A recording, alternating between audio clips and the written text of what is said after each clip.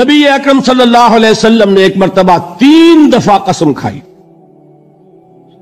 واللہ لا یؤمنو، واللہ لا یؤمنو، واللہ لا یؤمنو، خدا کی قسم وہ شخص مومن نہیں، خدا کی قسم وہ شخص مومن نہیں، خدا کی قسم وہ شخص مومن نہیں۔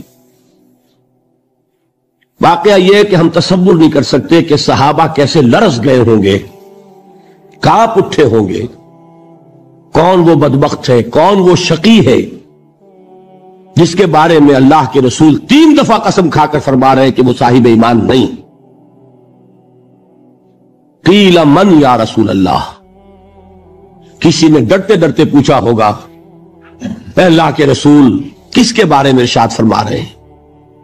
اب جواب سنیے، الذی لا یامن جارہ بوائقہ،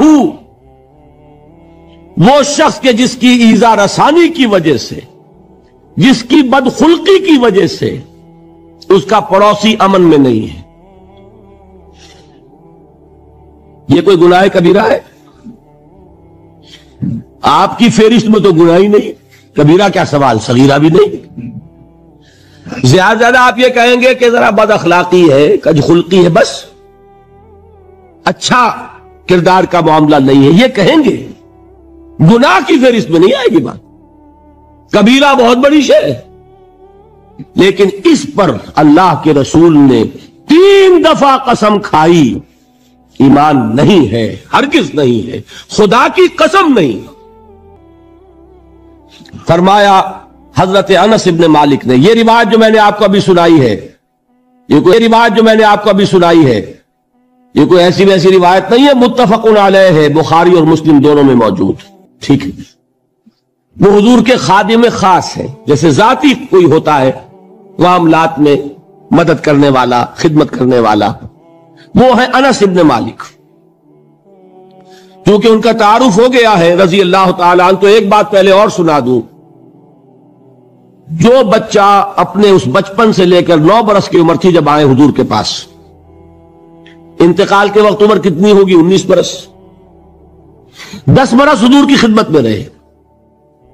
پہلے تو حضور کے اخلاق کی جو گواہی وہ دے رہا ہے وہ اس کی زبان سے سنیے کہ میں 10 برس حضور کی خدمت میں رہا، کسی بات پر ڈانٹنا تو کجا، حضور نے کبھی مجھ سے یہ بھی نہیں فرمایا کہ اے انس تم نے وہ کام کیوں نہیں کیا۔ یہ ہے ایک آقا کی حیثیت سے محمد الرسول اللہ صلی اللہ علیہ وسلم کا اخلاق۔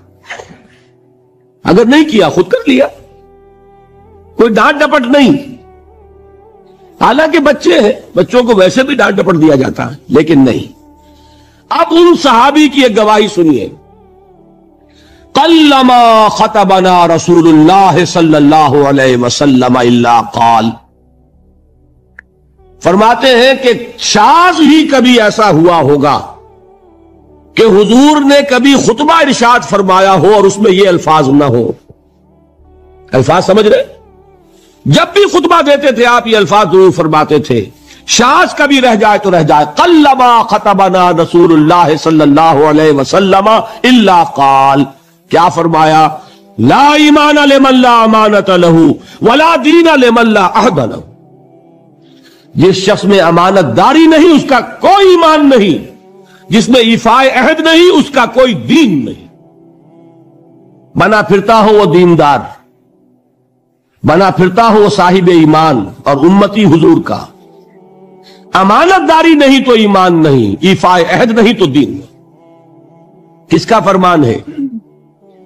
کسی آج کے زمانے کی مفتی کی بات نہ سمجھ لیجیے گا کہ جس کو آسانی سے آپ چاہے تو رد کر دیں، یہ محمد الرسول اللہ صلی اللہ علیہ وسلم نے فرمایا۔ پھر ایک متفق علیہ روایت بخاری اور مسلم کی، راوی پھر کون ہے؟ ابو ہریرہ رضی اللہ تعالیٰ عنہ، فرماتے حضور نے ارشاد فرمایا لا یزنی الزانی حین یزنی وہو مومن ولا یسرق السارق حین یسرق وہو مومن ولا یشرب الخمر حین یشرب وہو مومن، کوئی زانی حالت ایمان میں زنا نہیں کرتا۔ کیسے ممکن ہے؟ ایمان ہو اور زنا ہو جائے؟ پھر وہ ایمان دھیلے کا ہوا؟ کیا قدر و قیمت اس ایمان کی؟ وہ تو اٹھا کر پھینک دینے کی چیز ہے۔ ایمان اور اخلاق پہ اثر انداز نہ ہو، ایمان اور کردار کو نہ بدلے، ایمان اور عمل کو نہ بدلے تو کس مرض کی دوا؟ پھینکو اٹھا کر۔ نہیں ممکن کہ ایمان ہو اور زنا ہو، نہیں ممکن کہ ایمان ہو اور چوری ہو۔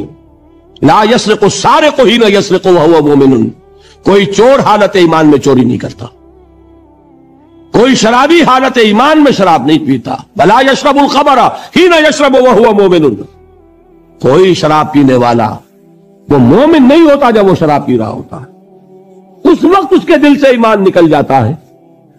اب دیکھیے یہاں کیا میں نے کل بتایا تھا نا، مغالطے کیا ہو گئے؟ مغالطے یہ ہو گئے کہ اس کو سمجھ لیا قانونی بات، یہ قانونی بات نہیں ہے، وہ قانونی ایمان کی بات نہیں ہو رہی، یہ حقیقی ایمان کی بات ہو رہی۔ قانونی ایمان کی بات ہو تو یہ کافر ہو گیا، پھر کافر نہیں ہے۔ قانونی ایمان کا دار و مدار قول پر ہے، یہ وہ حقیقی ایمان ہے، قلبی یقین والا ایمان، اس کے بارے میں فرمایا جا رہا ہے۔ وہ دل سے نکل جاتا ہے تو گناہ ہو سکتا ہے۔